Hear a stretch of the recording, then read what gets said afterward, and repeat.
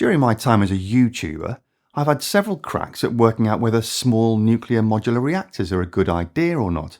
I made 3 separate videos in fact, one in 2020, another in 2022 and a third in 2024. Each one, if I'm honest, became a little more sceptical than the last, for reasons we'll explore a bit later on. So it seems only reasonable to keep up that unintentional biennial tradition and have a look at the latest progress in this contentious technology as we hurtle through 2026.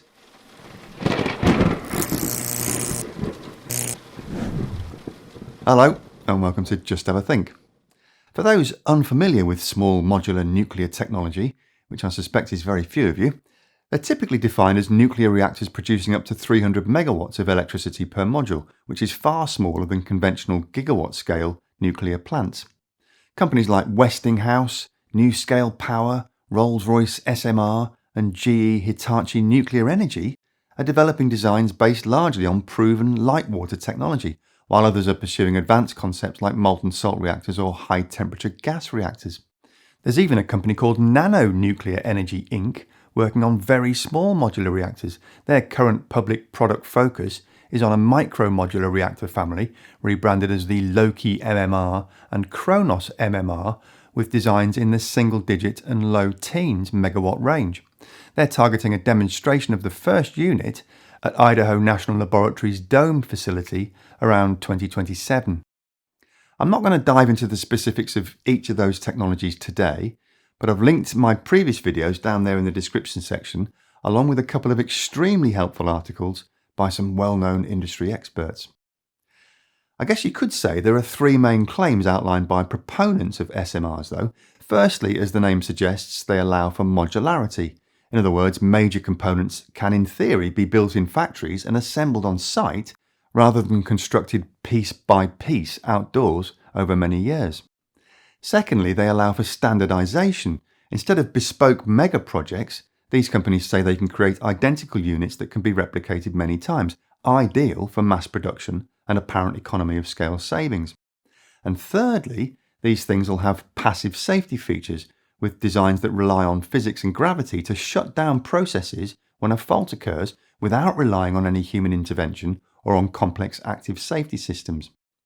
According to policymakers and industry advocates, this combination could reduce construction risk, shorten build times, and bring costs down through serial production, much as aircraft or wind turbines benefit from manufacturing learning curves. The US Department of Energy has supported advanced reactor programs and fuel supply development. The European Commission has launched initiatives aimed at accelerating SMR deployment. The UK government has selected a preferred technology partner, Rolls-Royce, Kelsoprees, and is progressing siting and regulatory steps. So it appears that the momentum is real, at least for the time being anyway. But political momentum and economic reality are not the same thing, are they? So the plan today is to dig into that side of things a bit more to try to understand whether SMRs really are accelerating towards a major place in the energy supply network, or whether the observations of sceptics and critics are well founded. Before we get stuck into all that though, I'm delighted to let you know that I will once again be hosting several discussion panels at the upcoming Everything Electric live show up in Harrogate on Friday the 8th and Saturday the 9th of May. There's all the usual brilliant stuff like test drives of all the latest electric vehicles, of which there are now of course about a gazillion to choose from, plus a whole arena full of experts to guide you through the process of choosing heat pumps, solar panels, battery energy systems, car chargers and just about everything else you might be looking for to transform your home as part of the global energy transition. There's plenty of outdoor space too, with great food zones and space for the kids to run around and have a bit of fun. A daily ticket costs £10, or you can get a 2-day ticket for £15. Plus, if you use my Just Have a Think discount code at the bottom of the screen, then you'll get 20% off those prices. What's not to like? So scan the QR code or follow the link in the description section to grab your tickets while they're still available, and I'll hopefully see you there.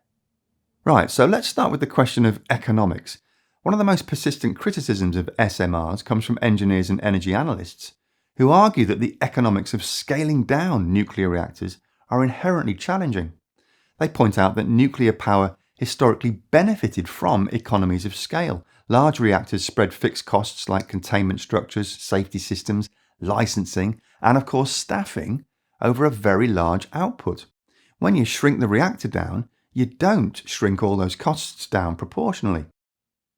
Those same engineers and analysts argue that while modular factory production might eventually create savings, it requires very high production volumes to offset the loss of scale, volumes that the nuclear power industry has never achieved in practice. Those volumes could only really have any chance of becoming reality if all production was concentrated into one design built at massive volume in a relatively small number of locations, perhaps as few as 1 or 2 megafactories on each continent. But today there are dozens of companies all over the world, all with different technologies and methodologies, all competing for a slice of the same notional pie. There is apparently a concept in nuclear industry economics known as folk versus noke, first of a kind versus nth of a kind. Essentially, it reflects the fact that the first reactor built to a new design almost always costs more and takes longer. Only after repetition do learning effects reduce costs. The difficulty is that nuclear projects have historically struggled to demonstrate consistent cost declines across generations. In some Western markets, costs have risen over time due to regulatory complexity, supply chain disintegration, and increased financing risk. SMR advocates argue that smaller size and factory fabrication will finally allow nuclear power to access the same kind of learning curves seen in wind and solar. Critics respond that nuclear power is not the same as wind turbines. Each reactor site, whatever the size, still requires extensive civil works, grid integration, emergency planning, security, licensing, and skilled operators. Even if modules are factory built, the overall project remains capital intensive and highly regulated. The point isn't that SMRs as a technology can't work from a technical point of view. They absolutely can. The reactors used to power nuclear submarines and surface warships, for example, are compact, self-contained nuclear fission plants that share several characteristics with modern SMR concepts. They're relatively small compared with full-size land-based power reactors. They're designed to operate reliably for long periods without refueling, and they were developed specifically to fit into tight hull spaces and support autonomous operation at sea. What I wanted to say next was, and they're f***ing eye-wateringly expensive. But because I'm a jolly good British chap who tries to keep things impartial, what I'm actually going to say is this.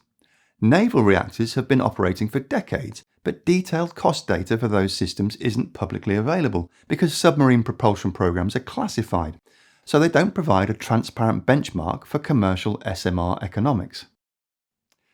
Whichever way you look at it though, the burden of proof appears to lie in delivered cost, not projected cost. Then there's the fuel itself, of course. Many of the newer SMR concepts don't use the same fuel as today's large reactors. Instead of standard 3 to 5% enriched uranium, several designs require something called HALEU, or high assay low enriched uranium, enriched to higher levels. At the moment, large-scale commercial HALEU production outside Russia is extremely limited. The US Department of Energy and companies like Centrus Energy are working to build domestic capacity, but it's not yet an established, mature supply chain. And it's not just enrichment. Some advanced reactors need entirely new fuel types, new fabrication facilities, new transport approvals, an updated regulatory framework. So the question isn't simply, does the reactor work? It's, does the whole industrial ecosystem to fuel it exist at scale? And for many advanced SMRs, that ecosystem is still under construction. There are also technical debates about spent fuel characteristics. Some studies have suggested that certain advanced reactor designs may produce different waste profiles or higher volumes per unit energy than conventional large reactors. Although, to be fair, that is contested by industry developers. Again, you could say the picture is nuanced, or you could say it's not clear at all whether the hazard would be greater or the same. Arguably the most strategic criticism, though, has to do with opportunity cost. Renewable energy and battery storage are already scaling extremely fast, with rapidly declining costs and global manufacturing capacity now measured in the hundreds of gigawatts per year.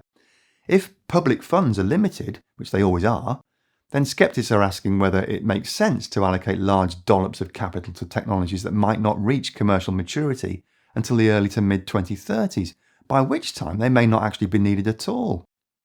On the other hand, if deep decarbonisation ultimately requires firm, dispatchable, low-carbon generation to complement renewables, then developing nuclear options today could prove strategically valuable. Both arguments seem to hinge on timelines and cost trajectories, and both remain uncertain. So why are there some serious organisations and institutions backing the apparently massive gamble of SMR technology? Well, for a start, there was the whole illegal Russian invasion of Ukraine thing, which caused shockwaves around the world, not least here in Europe, where governments suddenly had to reassess their dependence on imported fossil fuels. And of course, we now have an ever worsening situation in the Middle East, affecting global gas and oil supplies. Doubling down on renewables rollout has definitely been a big part of the response, but in many countries, the debate around nuclear power has once again come to the fore as well. The thinking in some government departments has been that lots of little nuclear power plants all over the place, with years of fuel stored on site, might offer strategic resilience. Plus, high-temperature reactors could, in theory, provide process heat for hard-to-electrify sectors like steel, cement and chemicals, and perhaps even provide the power to run electrolyzers to produce so-called green hydrogen, which, despite its own patently obvious shortcomings, is still a bit of a pin-up boy on the walls of many trade and environment ministers around the world. Then there's site repurposing. SMRs are often proposed as direct replacements for retiring coal plants using existing grid connections and existing workforces with many of the required skills already in place. Some analysts also argue that new regulatory frameworks, advanced construction methods, and public-private partnership models could reduce the financing premium that's historically plagued large-scale nuclear projects. Proponents of this sort of thing argue that if governments are serious about net zero, they should support multiple pathways rather than betting exclusively on one or two technologies. My own view, for what it's worth, which frankly isn't much, but anyway, my own view on this particular assertion is that if everything is a priority, then by definition, nothing is a priority. And when nothing is a priority, focus tends to disappear into the ether of ambiguity and complacency. Anyway, what do I know? What I do know is that according to the World Nuclear Association, despite lots of activity going on with SMRs around the world, when you filter down using the search term operable, you find only 2 that are actually sending electrons into grids.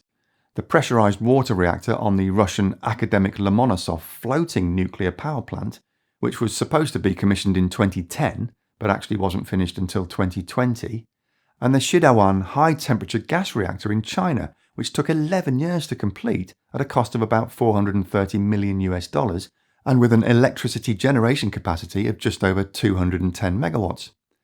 So even if the mighty People's Republic of China, with all its technical expertise and autocratic focus, struggled to get one of these things up and running in good time, then perhaps the cynics have a point.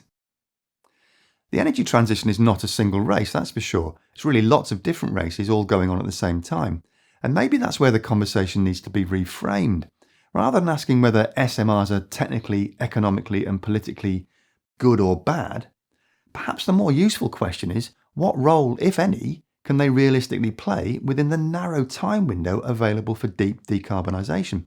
In other words, if commercial deployment doesn't materialise until the mid-2030s, will that meaningfully accelerate emissions reductions, or will other technologies have already filled the gap?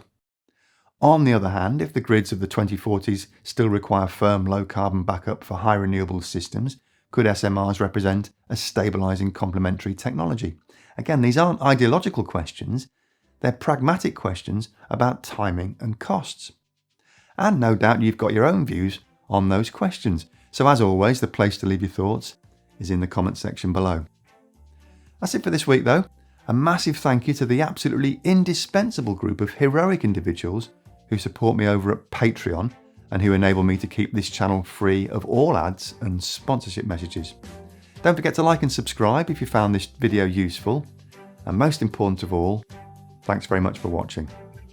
Have a great week and remember to just have a think. See you next week.